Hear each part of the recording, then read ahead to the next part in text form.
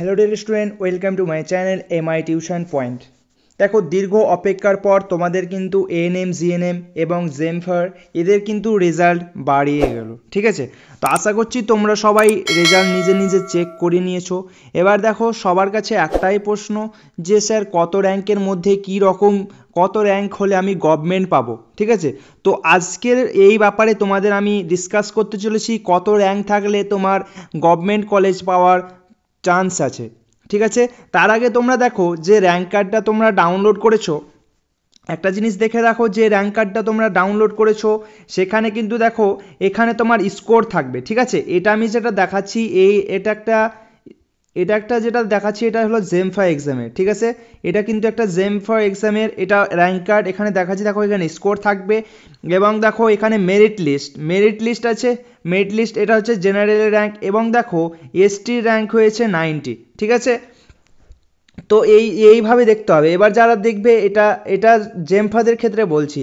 এবার দেখো এখানে যারা যারা বিএসসি নার্সিং করতে পারবে, যারা যারা এস লেখা আছে দেখো এখানে, তারা কিন্তু করতে পারবে। ঠিক আছে, এবং একটা নির্দিষ্ট মার্ক থাকে, সেই মার্কের মধ্যে হলে কিন্তু তুমি প্রাইভেট কলেজও করতে পারবে। ওকে, চলো এবার আসি আমি জিএনএম এর ক্ষেত্রে। দেখো এখানে জিএনএম এর একটা র্যাঙ্ক কার্ড ডাউনলোড করে রেখেছি। দেখো আমি এখানে তোমাদের বলছি, দেখো এখানে এই যে দেখো নাম্বার, এখানে ক্যাটাগরি কি আছে, জেনারেল। ঠিক আছে, জেনারেল আছে এবং স্কোর কত, 82 পেয়েছে। ঠিক আছে, 82 মার্কস পেয়েছে এবং তোমার কাট অফ হয়েছে কত, 538। ঠিক আছে, একদম গভর্নমেন্ট কলেজ পেয়ে যাবে এটা, একদম নিঃসন্দেহে গভর্নমেন্ট কলেজ পেয়ে যাবে। জেনারেলের র্যাঙ্ক আছে তোমার 538। ঠিক আছে, দেখো এলিজেবল, এখানে যদি তোমার নো লেখা থাকে, এখানে এই দুটোতে যদি নো লেখা থাকে তাহলে কিন্তু তুমি পারবে না। যদি এএনএম কোর্সের জন্য নো লেখা থাকে তাহলে কিন্তু তুমি পারবে না গভর্নমেন্ট কলেজে কাউন্সেলিংয়ের জন্য। ওকে, এবার এখানে যদি জিএনএম এর ক্ষেত্রে নো লেখা থাকে তাহলে কিন্তু তুমি কাউন্সেলিংয়ে পার্টিসিপেট করতে পারবে না, কিন্তু প্রাইভেট কলেজে অবশ্যই হতে পারবে। ঠিক আছে, এবার চলো আমি তোমাদের র্যাঙ্কটা একটা আমি এক্সপেক্টেড র্যাঙ্ক তোমাদের আমি দিতে যাচ্ছি। ঠিক আছে, আমি যে বলছি এই তাই নয়। ঠিক আছে, আমি যে র্যাঙ্কটা বলছি সেটা হলো ম্যাক্সিমাম। এর থেকে যদি ওপরে তোমাদের র্যাঙ্ক থাকে, ঠিক আছে, এর থেকে যদি তোমাদের ওপরে র্যাঙ্ক থাকে তাহলে তোমরা কিন্তু ধরে রাখতে পারো না হওয়ার মধ্যে। ঠিক আছে, কিন্তু তাও চেষ্টা করতে পারো কাউন্সেলিংয়ের, তোমরা মপ আপ রাউন্ড এই রাউন্ডগুলো হয় সেগুলোতে তোমরা কিন্তু ট্রাই করতে পারো। ওকে, আমি যেটা তোমাদের দিতে আছি এটা ম্যাক্সিমাম কাট আপ, এর ওপরেও যেতে পারে। ঠিক আছে, এবং এর কমে যদি থাকে তাহলে তোমার চান্স আছে অনেকটাই। আমি একবারে শিওর বলছি না যে তুমি পেয়ে যাবে, কিন্তু চান্স অনেকটাই আছে।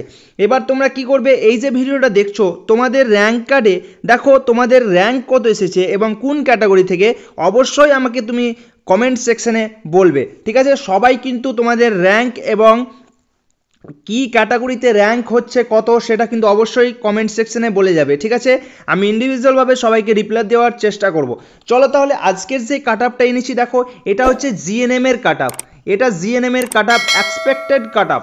ঠিক আছে, যারা জেনারেলে 2000 থেকে 3000-এর মধ্যে র্যাঙ্ক করেছে তারা কিন্তু পাওয়ার চান্স অনেকটাই আছে। এর থেকে যদি তুমি কম র্যাঙ্ক করো তাহলে কিন্তু আরও তোমার চান্স বেড়ে যাচ্ছে। ঠিক আছে, এটা আমি ম্যাক্সিমাম র্যাঙ্ক কাট আপ, ম্যাক্সিমাম এটা আমি বলে রেখেছি। ঠিক আছে, এবং ওবিসি এ যারা আছো তারা 5000 থেকে 6000-এর মধ্যে যদি থাকো তাহলে কিন্তু হয়ে যাওয়ার অনেকটাই চান্স আছে, এবং এর ওপরে যদি থাকে না হওয়ার চান্স অনেকটাই। তবুও তুমি কাউন্সেলিংয়ে পার্টিসিপেট এর জন্য অপেক্ষা করতে পারো। ঠিক আছে, মপ আপ রাউন্ড এগুলো হয় তার জন্য কিন্তু অপেক্ষাও করতে পারো। এবার কিন্তু তোমাদের কিন্তু কাট আপ কিন্তু একটু কমই গিয়েছে। ঠিক আছে, তার জন্য তোমাদের বলছি তোমরা কিন্তু একটু ধৈর্য ধরো, যে কদিন ধৈর্য ধরলে আর কিছুদিন ধৈর্য ধরো, দেখো কি হয়। রাউন্ড মপ আপ রাউন্ড এই সব রাউন্ডগুলো যাচ্ছে সেগুলোর ওপরে একটু ধৈর্য রাখো। ঠিক আছে, না হলে তুমি তখন, তোমরা যদি গভর্নমেন্টে না হয় তাহলে কিন্তু তুমি প্রাইভেটের জন্য এলিজিবল। ঠিক আছে, তার জন্য তোমাকে শুধু এক্সামটা দিতে হয়।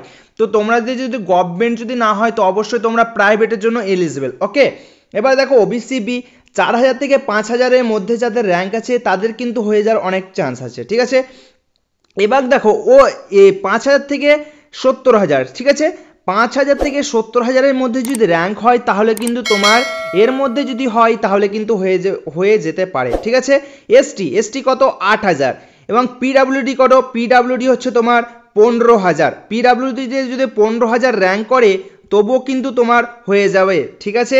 এবার আসি আমরা সিডি, ঠিক আছে। সিডিতে যদি আমার সিভিল ডিফেন্স, এটাতে যদি 5 থেকে 6,000 র্যাঙ্ক থাকে তাহলে কিন্তু হয়ে যাবে। এবার দেখো ইডাব্লিউএস এর ক্ষেত্রে আসছি, ঠিক আছে। এই যে ইডাব্লিউএসটা কিন্তু সবার থাকে না, ঠিক আছে। যার থাকে এটাতে চান্স, যার আছে কিনা, যার আছে এবং সব কিছু ডকুমেন্টস আছে ইডাব্লিউএস এর, তার কিন্তু হয়ে যাওয়ার অনেকটাই চান্স আছে, যেহেতু এটা অনেকজনের কাছে থাকে না, ঠিক আছে। এগুলো অনেকজনের কাছে থাকে না, তার জন্য দেখো ইডাব্লিউএস এর জন্য 7 থেকে 8,000-এর মধ্যে যদি র্যাঙ্ক থাকে তাহলে অবশ্যই হয়ে যাওয়ার চান্স অনেকটাই, ঠিক আছে, 80% হয়ে যাওয়ার চান্স। এবার আসি, এটা আমি তোমাদের জিএনএম এর বললাম, এবার এএনএম এর আমি একটা এক্সপেক্টেড কাট আপ বলতে যাচ্ছি, সেটা দেখো। এএনএম এর দেখো জেনারেল ক্যাটাগরিতে যারা 500 থেকে 1000, আচ্ছা আর একটা কথা বললাম না, এখানে ছুটে গেল, দেখো। আচ্ছা এটা ফিমেলদের ক্ষেত্রে বললাম। এবার তোমরা যদি মেল থাকো, তাহলে মেল যদি থাকো 1 থেকে 1000-এর মধ্যে যদি র্যাঙ্ক হয়, আমি ম্যাক্সিমাম র্যাঙ্ক বললাম, এর মধ্যে যদি র্যাঙ্ক হয় তাহলে তুমি কিন্তু পার্টিসিপেট করতে পারবে। কিন্তু এর থেকে যদি কম হয় তাহলে কিন্তু আরও চান্স তোমার বেড়ে যাবে, কিন্তু এর ওপরে যদি হয় তাহলে কিন্তু পারবে না। টোটাল কটা 120টা সিট মেলেদের জন্য, দুটো কলেজ আছে, 60টা করে সিট, তাই তো। তাই জন্য বললাম দেখো এর মধ্যে হতে পারে, ঠিক আছে, মেলদের ক্ষেত্রে। এবার চলে আসো এএনএম এর ক্ষেত্রে, এটা আসছি এএনএম, ঠিক আছে। এবার দেখো জেনারেলে 500 থেকে 1000-এর মধ্যে যারা র্যাঙ্ক আছে তারা কিন্তু পার্টিসিপেট করার চান্স অনেকটাই পেয়ে যাবে। এবং ওবিসিতে দেখো 1000 থেকে 2000-এর মধ্যে, এবং ওবিসি বিতে 1000 থেকে 1500-এর মধ্যে যাদের থাকবে তাদের কিন্তুই থাকবে, ঠিক আছে। এবং দেখো এসসিতে 2000 থেকে 3000-এর মধ্যে যারা র্যাঙ্ক থাকবে তারা কিন্তু পার্টিসিপেট করার জন্য, ঠিক আছে, পার্টিসিপেট করার জন্য অনেকটাই দিতে পারে। এবং এসটিতে দেখো, এসটিতে 5000 যার র্যাঙ্ক আছে এএনএমে, তারা কিন্তু কাউন্সিলিংয়ে বসতে পেতে পারে, ঠিক আছে, 80% চান্স আছে বসার। এবং যদি 5000 থেকে কম আসে তাহলে কিন্তু আরও চান্স বেড়ে যায়, এবং এর থেকে ওপরে যদি যায় তাহলে চান্স নাই বললে চলে, তাও তুমি নক আপ রাউন্ড, এই সব রাউন্ডের জন্য তুমি ওয়েট করতে পারো। এবার দেখো পিডাব্লিউ ক্যান্ডিডেটের জন্য তো জানোই, খুব ওরা যদি দেখো 12,000 যদি র্যাঙ্ক থাকে তবুও হয়ে যাবে, পিডাব্লিউ ক্যান্ডিডেট কিন্তু পার্টিসিপেট করতে পারে, ঠিক আছে। কিন্তু ধরো 7,000 যদি 7,000 বা 8,000 যদি এইরকম র্যাঙ্ক হয় পিডাব্লিউতে, অবশ্যই সে গভর্নমেন্ট কলেজ পেয়ে যাবে নিঃসন্দেহে, ঠিক আছে। এবার চলো, তারপরে আছে তোমার কি সিভিল ডিফেন্স অ্যান্ড ইডাব্লিউএস, তাই তো civil defence and EWS, civil ডিফেন্সে 3000 থেকে 4000 র্যাঙ্ক করলে কিন্তু একবার পার্টিসিপেট করতে পারো। ইডাব্লিউএসে দেখো 2000 থেকে 3000, ইডাব্লিউএসে 2000 থেকে 3000। তো ঠিক আছে, দেখো তোমাদের আমি এক্সপেক্টেড কাট আপ বললাম, এই নয় যে এর মধ্যেই হয়ে যাবে, এই রকম নয়, ঠিক আছে। আমি একটা এক্সপেক্টেড কাট আপ তোমাদের বললাম, কী রকম র্যাঙ্কে তোমাদের কাউন্সেলিং হতে পারে, তার একটা আমি তোমাদের ওভারঅল আইডিয়া দিলাম, ঠিক আছে। সবাই হয়তো আমাকে মেসেজ করছো হোয়াটসঅ্যাপে, আমি ইন্ডিভিজুয়ালভাবে অতগুলো বলতে পারছি না, ঠিক আছে, তার জন্য একটা আমি পার্টিকুলারলি ভিডিও করে দিলাম। এবার দেখো তুমি এর কোন ক্যাটাগরির মধ্যে, এখানে আমি যেগুলো বললাম র্যাঙ্কগুলো, সেগুলো ক্যাটাগরির মধ্যে কোনটা ক্যাটাগরিতে তুমি কত র্যাঙ্ক হচ্ছে সেটা অবশ্যই কমেন্ট সেকশনে জানাবে, আমি কিন্তু ইন্ডিভিজুয়ালভাবে রিপ্লাই দেওয়ার চেষ্টা করব, ঠিক আছে। আর তোমরা যারা ভাবছো কি হ্যাঁ এবার হচ্ছে না গভর্নমেন্ট, তারা আবার প্রিপারেশান শুরু করবে ভাবছো, এরকম যদি ভাবো এবং ক্লাস যদি করতে চাও অনলাইন ফ্রি অফ কোর্স, তাহলে কমেন্ট সেকশানে বলবে। তোমরা যদি কেউ আবার 1 বছর রিপিট, মানে এবছর যদি গভর্নমেন্ট না হয়, আবার যদি গভর্নমেন্টের জন্য ট্রাই করো, তাহলে কিন্তু আমাকে অবশ্যই কমেন্ট সেকশানে বলবে, তোমাদের জন্য আমি একটা কিছু ভেবে দেখবো, ঠিক আছে। তো এই ছিল তোমাদের ভিডিও, কেমন লাগলো তোমাদের, কেমন হেল্পফুল হলো ভিডিওটা, অবশ্যই কমেন্ট সেকশানে জানাবে, ঠিক আছে। Thank you and best of lakh.